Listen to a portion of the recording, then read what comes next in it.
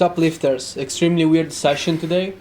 So I thought, okay, I'm feeling decent, no kind of headache, anything like that. Let's try to get an headache. Today I wanted to try to get an headache in order to understand why it happened. However, I didn't really start with that thought. I started, okay, let's just do some kind of weird warm-up, since yesterday I just did the big 3 extreme light. Today I want to do some different type of movements with my normal weight, right? So I did 5 sets of my pull-ups, and I did like 10, 9, 7, 7, 6, I think, and I recorded the first, second, and the last set, I believe. And I had no headache, no pain whatsoever. I felt good. I thought, damn, I'm finally over this, right? So I kept doing my pull-ups. We can talk as much as we want about pull-ups. They are the best back builder regarding wideness.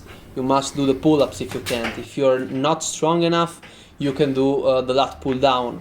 Now, why do calisthenic athletes, naturals, have relatively small back? Because they usually just use their own body weight. They don't try to overload. So it's one thing to be able to do a certain amount of pull-ups when you weigh 65 kilograms.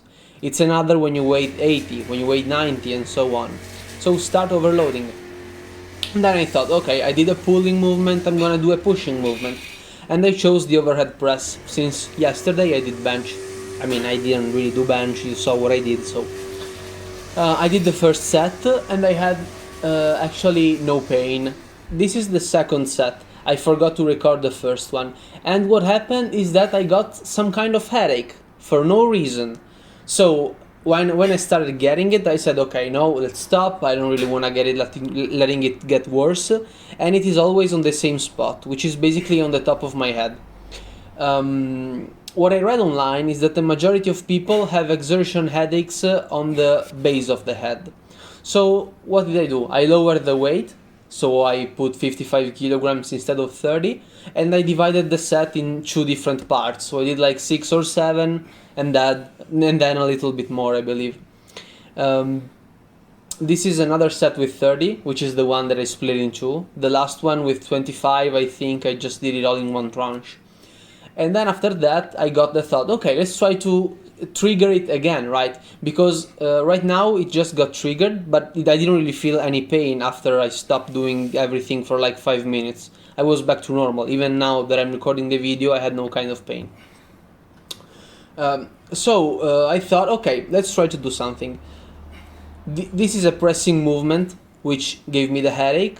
So I want to try to replicate this with another pressing movement. So I chose the bench. Why did I choose the bench? Because I believe it's the safest exercise for me. Since I just have everything back there, if everything happens, I can just drop the bar backwards and I'll be okay. So what did I do? Extremely lightweight for extremely high reps. So basically I just did an M rep with 25 kilograms.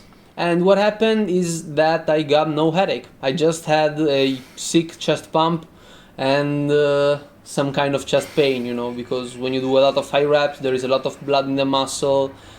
There is the muscle lactation, I think it's called in English, I'm not sure, and that is why basically why the muscle starts hurting. So that didn't work. So I can kind of remove off my list the fact that it was the high reps with low weight. So I tried to do kind of the opposite. So mid weight with mid reps.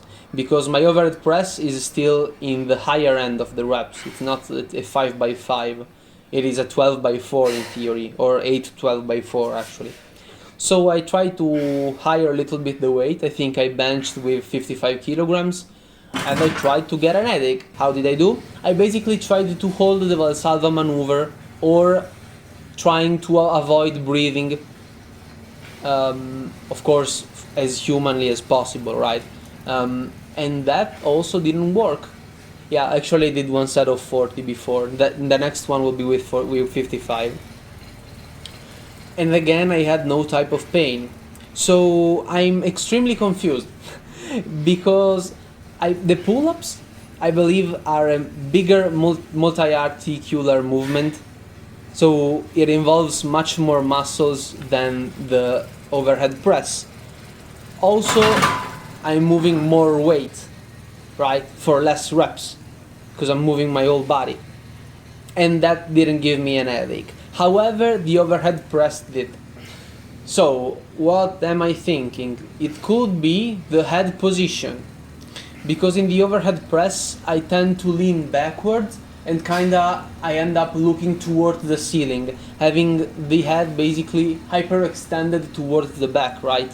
Which is the same thing that I said about deadlifts and squats, which is that I tend to have my head slightly turned and hyperextended when I kind of go during the positive movement, right? So in the squat, when I push the floor and I come up, and in the deadlift when I'm pulling up, because the body moves, the body follows where the head goes. So watching towards the ceiling, your body will go there.